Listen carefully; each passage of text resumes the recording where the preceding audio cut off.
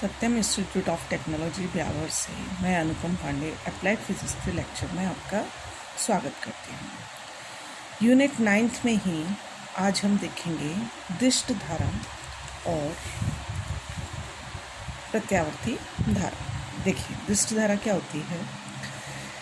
ऐसी धारा जिसका मान समय के साथ परिवर्तित नहीं होता है तथा जो एक निर्दिष्ट दिशा में ही प्रवाहित होती है तो दिष्ट धारा कहलाती है। निर्दिष्ट दिशा में ही प्रवाहित होती है मतलब एक निश्चित दिशा के अंदर, उसे हम दिष्ट धारा कहते हैं। इसके मान में समय के साथ कोई परिवर्तन नहीं होता है। जैसे ये समय और धारा के बीच में हमने ग्राफ खींचा है तो समय के साथ जो धारा का मान है वो नियत प्राप्त हो रहा है। इस धारा को हम कहते हैं दिष्ट धारा। सेल तथा बैटरी से प्राप्त धारा दिष्ट धारा कहलाती है। नेक्स्ट है प्रत्यावर्ती धारा, अल्टरनेटिंग करंट। देखिए क्या होती है प्रत्यावर्ती धारा?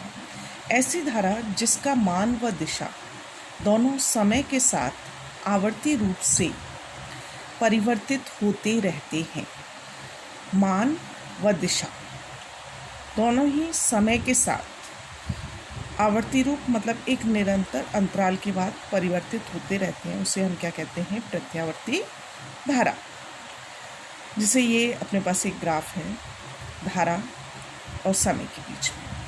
यहाँ पर जो धारा है ये एक पूरा लूप प्राप्त हुआ, फिर एक दूसरा लूप यानी निश्चित समय अंतराल पश्चात दोहराई जा रही है। इस तरह की धारा जैसे एक कुंडली को हम समचुंबकीय क्षेत्र में घुमाने पर प्रत्यावर्ती धारा उत्पन्न होती है। ये है हमारी प्रत्यावर्ती धारा।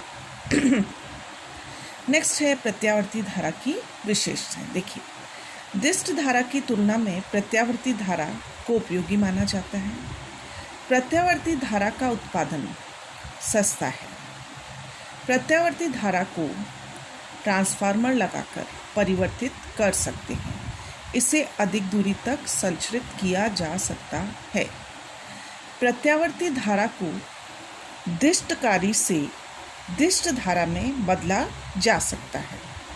प्रत्यावर्ती परिपथ में धारा की दिशा नहीं बताते क्योंकि इसमें धारा की दिशा आवर्ती रूप से बदलती रहती है।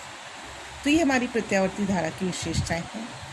नेक्स्ट है प्रत्यावर्ती धारा व वोल्टता का प्रदर्शन, मतलब इसको किस तरीके से हम प्रदर्शित करते हैं। हमने पीछे तरंग पढ़ी थी, तरंग में आवर्ती रूप से परिवर्तन देखा था, तो इसमें भी आवर्ती रूप से परिवर्तन होता है समय के सापेक्ष। देखिए, प्रत्यावर्ती धारा व वोल्टता आवर्ती रूप से समय के साथ परिवर्तित होते हैं, अतः इनका ताक्षणिक मान के रूप में व्यक्त करते। ताक्षणिक मतलब क्योंकि हर क्षण इसका मान परिवर्तित होता रहता है। प्रत्यावर्ती धारा व वोल्टता के ताक्षणिक मान इंस्टेंटेनियस, ताक्षणिक मतलब इंस्टेंटेनियस। किस तरीके से व्यक्त करेंगे? I बराबर I0 साइन ओमेगा टी और वोल्टता के लिए E बराबर E0 sine omega T. E0 यहाँ पर प्रत्यावर्ती वोल्टता का शिखर मान है और I0 यहाँ पर प्रत्यावर्ती धारा का शिखर मान है। ओमेगा कोणीय आवृत्ति या कोणीय वेग। ओमेगा टी प्रत्यावर्ती धारा का कलाकोण या प्रत्यावर्ती वोल्टता का कलाकोण, जो भी हम डिनोट करेंगे। इस तरीके से प्रत्यावर्ती धारा व वोल्टता का प्रदर्शन किया जाता है। नेक्स्ट है ओमेगा, जो है यहाँ पर जिसे हम डिनोट करते हैं 2π/T से, जहाँ T क्या है? एक पूर्ण चक्र या आवर्तकाल है। अब देखिए, प्रत्यावर्ती वोल्टता या प्रत्यावर्ती धारा को ग्राफ पर भी निरूपित किया जा सकता है, जिसे I बराबर I0 साइन ओमेगा टी है। अब हमने समय जो आवर्तकाल के रूप में लिया है T के रूप में 0, T/4, T/2, 3T/4 मान रखकर ग्राफ बनाते हैं। यहाँ धारा या वोल्टता E लिया और इस जगह हमने समय का निरूपण किया है। T को हमने 4 भागों में, देखिए 0, फिर T/4, फिर T/2, 3T/4, T, उसके बाद 5T/4, 3T/2, 7T/4 और T। ये हमारा समय के लिए निरूपण किया है। अब जो हमारा समीकरण है E बराबर E0 ई बराबर ई नॉट साइन ओमेगा टी है। अब इसमें ओमेगा की जगह हम रख देते हैं यदि 2π/t। आपने क्या रखा, ई बराबर ई नॉट साइन ओमेगा टी। अब इसमें यदि हमने रखा ओमेगा की जगह साइन 2π/t इंटू टी। अब यदि t बराबर 0 पर मान निकालते हैं तो t बराबर 0 पर क्या होगा, e बराबर ई नॉट साइन 2π/t इंटू 0। तो ये पूरी वैल्यू क्या हो जाएगी हमारे पास, 0। तो ये वैल्यू आ गई 0, तो ये मान 0 हो गया हमारे पास। अब हमने रखा t बराबर t/4 पर, तो e बराबर क्या हो जाएगा, E naught sine 2π/t t/4। t से t कैंसिल हो गया, 2 × 4। ये क्या बचा हमारे पास, π/2। साइन π/2 मतलब 1, तो e × 1 = ई नॉट। ये वैल्यू आ गई हमारे पास ई नॉट, और अगर आई में रखेंगे तो क्या आ जाएगी, आई नॉट। इसी तरीके से जब हम t/2 रखेंगे इसके अंदर तो t से t कैंसिल हो जाएगा, 2 से 2 कैंसिल हो जाएगा, तो क्या बचेगा, पाई। साइन पाई पर मान 0 हो जाएगा। 3t/4 रखते हैं तो 3π/2 आएगा, तो मान नेगेटिव में, माइनस में आएगा। फिर t पर t से t कैंसिल, तो साइन 2π की वैल्यू 0। इस प्रकार एक आवर्तकाल के लिए हमने नोट किया। आगे भी हम इसी प्रकार से ये हमें एक ज्यावक्रीय रूप प्राप्त होता है। ये है हमारा प्रत्यावर्ती धारा का ग्राफीय निरूपण। नेक्स्ट है प्रत्यावर्ती धारा का सदिश निरूपण।